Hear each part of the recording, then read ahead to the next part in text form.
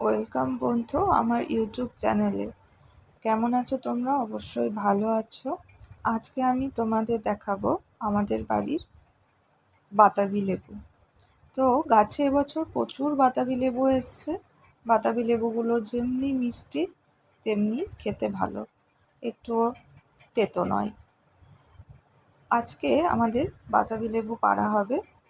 তো আমাদের বাড়িতে বাপিদা আমাদের বাতাবি লেবু আজকে পেড়ে দেবে। তো সেটি আজকে তোমাদের সাথে শেয়ার করব।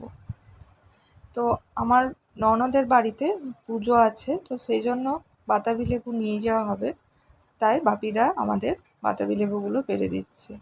তো প্রচুর বাতাবি লেবু হয়েছে এবছর।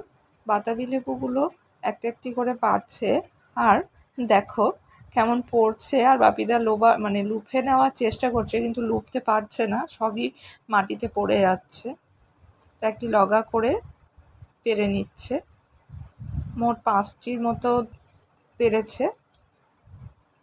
তো এই হলো আজকে আমাদের বাতাবি লেবু পাড়া, তোমাদের সাথে একটু শেয়ার করলাম।